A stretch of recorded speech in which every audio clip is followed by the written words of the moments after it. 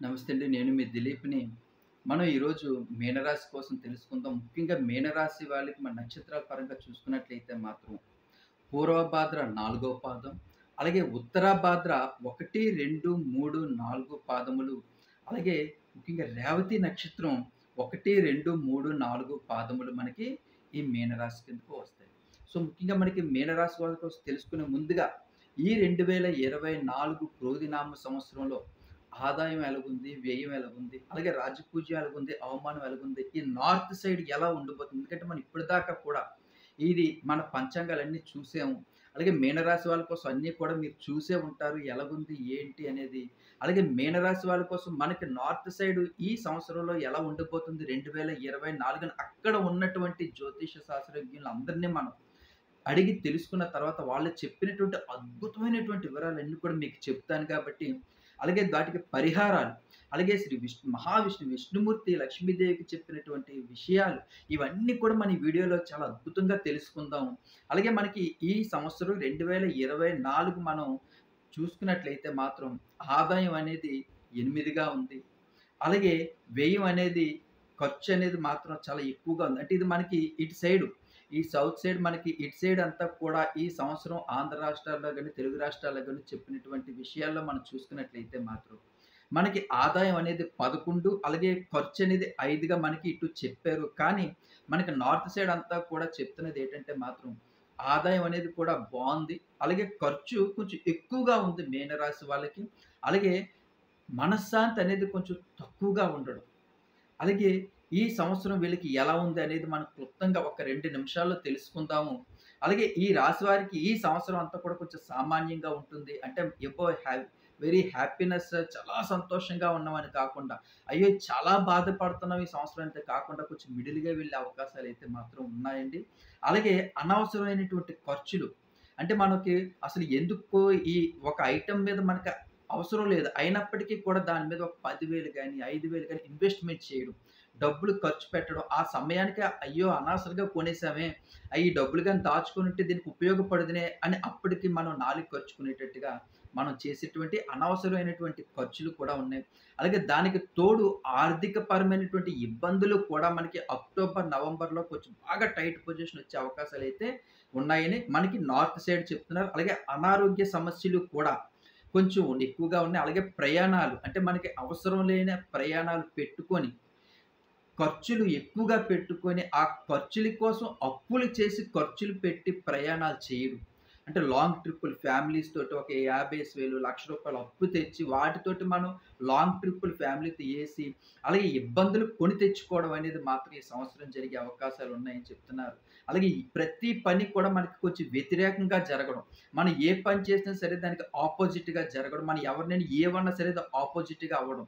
అలాగే మనం ఎవరినైనా సరే మనం కొంచెం మంచిగా చూసుకున్నా సరే అవతల వాళ్ళు మనకి కొంచెం ఈ వ్యతిరేకంగా మలవడం అనేది మనకి ఈ సంవత్సరం అంతా కూడా జరిగే అవకాశాలున్నాయి. ముఖ్యంగా ఫైనాన్స్ రంగంలో చేసే వాళ్ళకి కూడా కొంచెం ఆర్థిక పరమైనటువంటి ఇబ్బందులు కలిగే అవకాశాలున్నాయని చెప్పి మనకి టోటల్‌గా చూసుకున్నట్లయితే మాత్రం ఈ 2024 మనకి ఈ క్రోధినామ సంవత్సరంలో నార్త్ ఇండియన్స్ వాళ్ళు చెప్పినటువంటివన్నీ కూడా మీకు చెప్పాను. అలాగే ఇక్కడ కూడా బేరేజ్ వేసుకోండి. అలాగే మీ జీవితంలో జరిగేటువంటి సంఘటనలు ఎలా ఉన్నాయనేది నేను చెప్పిన దాన్ని బట్టి మీరు చూసుకున్నట్లయితే మాత్రం ఎలా ఉంది, ఏటనేది బేరేజ్ వేసుకున్నట్లే ఉంటుంది. కానీ మనకి శ్రీ మహావిష్ణువు చెప్పినటువంటి విషయాల్లోని శ్రీ వెంకటేశ్వర స్వామి ఆశీస్సులు మనకి ఈ మీనరాశి వాళ్ళ మీద చాలా అంటే చాలా బాగున్నదండి. ముఖ్యంగా మనం చూసుకున్నట్టు పూర్వభాద్ర నక్షత్రం అవ్వచ్చు, ఉత్తరాభాద్ర నక్షత్రం అవ్వచ్చు, రేవతి నక్షత్రం అవ్వచ్చు, వీళ్ళ తాలూకా మైండ్ సెట్ అయితే మాత్రం 100కి మనం సెల్యూట్ కొట్టవలసిందేనండి. నిజంగా చెప్తున్నాను. ముఖ్యంగా ఆడవారికైతే మాత్రం పని, పని, పని తప్ప, అంటే ఇక వేరే ఆలోచన అంటూ ఉండదు. వాళ్ళకేంటంటే భర్త, కుటుంబం, పిల్లలు, అత్తగారు, మావగారు ఇదే జీవితం. అలాగే ఎవరైనా సరే వీళ్ళని బాధ పెడదామని గాని, లేదంటే ఎవరైనా సరే వీళ్ళని మనం కొంచెం మానసికంగా ఇబ్బంది పడదామని ఎవరైనా సరే ప్రయత్నించినా సరే, వాళ్ళకి కలిగినటువంటి అనార్థాలు అన్నీ ఇన్ని కావు. ఎందుకంటే వీళ్ళు ఎవరు కూడా వీళ్ళు ఎవ్వరిని కూడా హాని చేయనటువంటి నక్షత్రాలలో గాని మనం చూసుకున్న రాశుల్లో చూసుకుంటాం ముఖ్యంగా. మీనరాశి వాళ్ళు ఎవ్వరికి కూడా అన్యాయం అనేది మాత్రం 100కి 90% చెయ్యరు. చెయ్యడానికి కూడా అసలు వీళ్ళకి మనసు రాదు. ఎవరినైనా సరే ఇబ్బంది పడదామని గాని, ఎవరినైనా అనవసరంగా పల్లెత్తు మాట మాట్లాడి, వాళ్ళ మనోభావాలకి ఇబ్బంది పెడదామని గాని, అలాంటి థాట్‌నెస్ అనేది వీళ్ళకుండదు.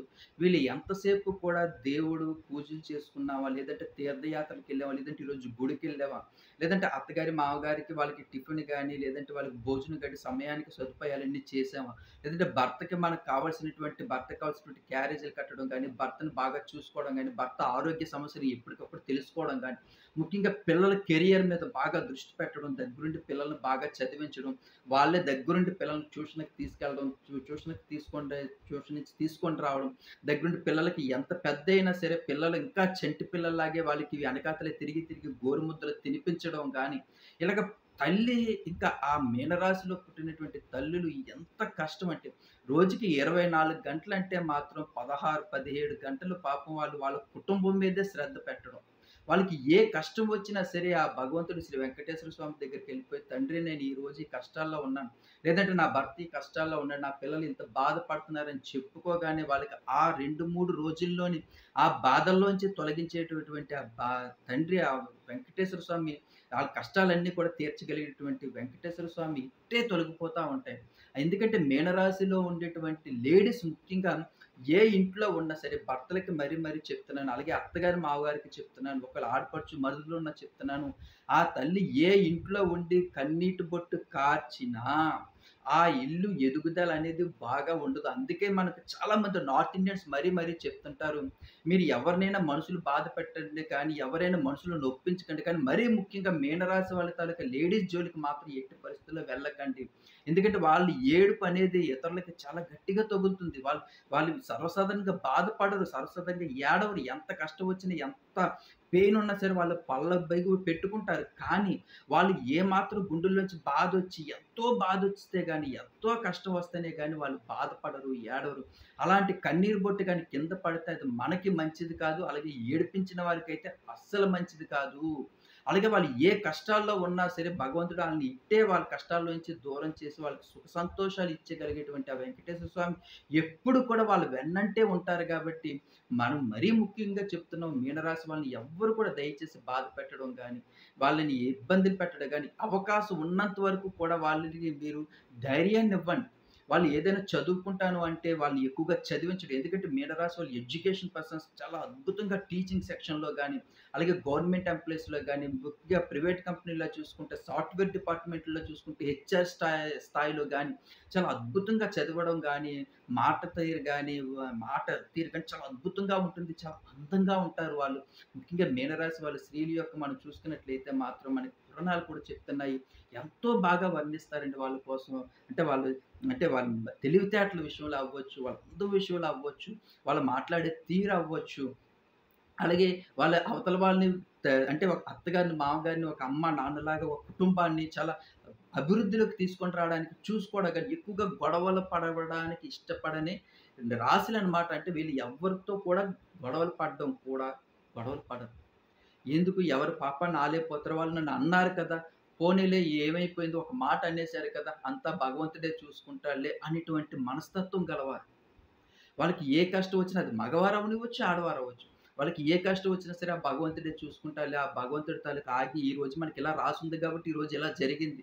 రేపు భగవంతుడు ఇంకెంత బాగా రాసాడో అని రేపటి కోసం అనేది ఆలోచించడంలో ఎంత హృదయం, ఎంత మనం చెప్పుకుంటూ పోతా ఉంటే వాళ్ళ మనస్తత్వం ఎంత మంచిదండి.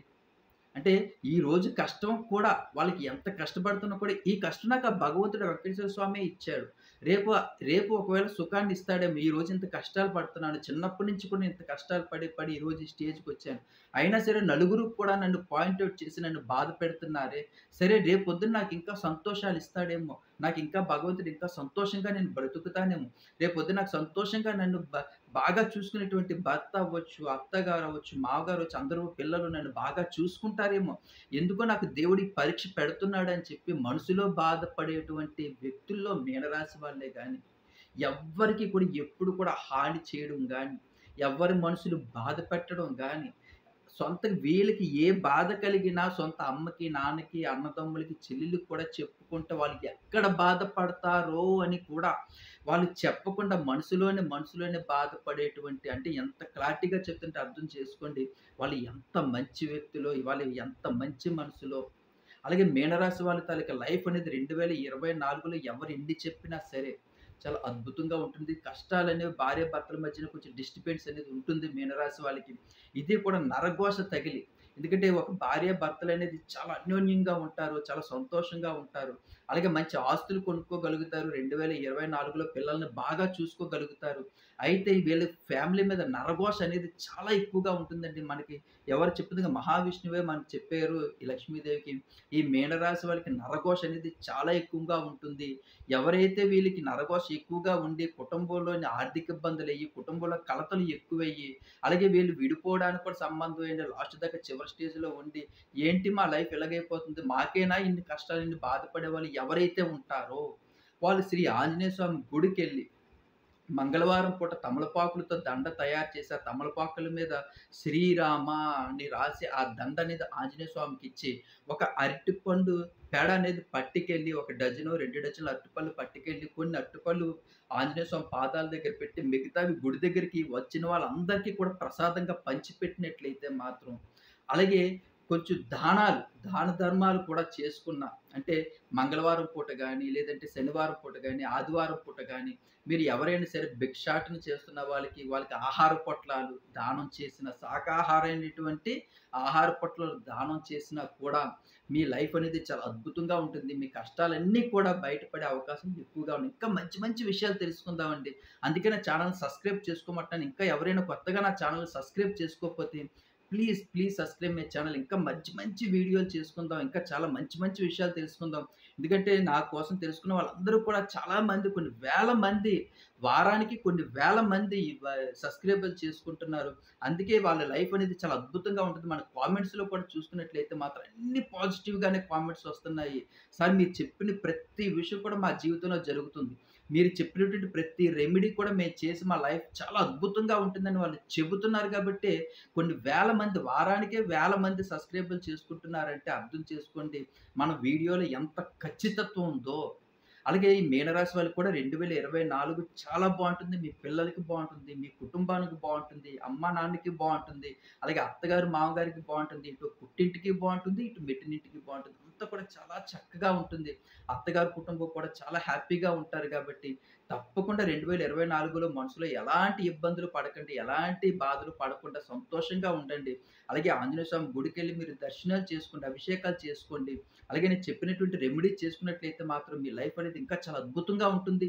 అలాగే ఉద్యోగాల కోసం ఎవరైనా సరే పాపం ఇబ్బందులు పడుతున్న వాళ్ళు కూడా ఈ రెమెడీ చేసుకున్నా సరే ఉద్యోగ అవకాశాలు అక్టోబర్, నవంబర్‌లో కూడా మంచి రెజ్యూమ్స్ పెట్టుకోండి. కంపెనీలో మంచి జాబ్స్ వచ్చే అవకాశాలున్నాయి.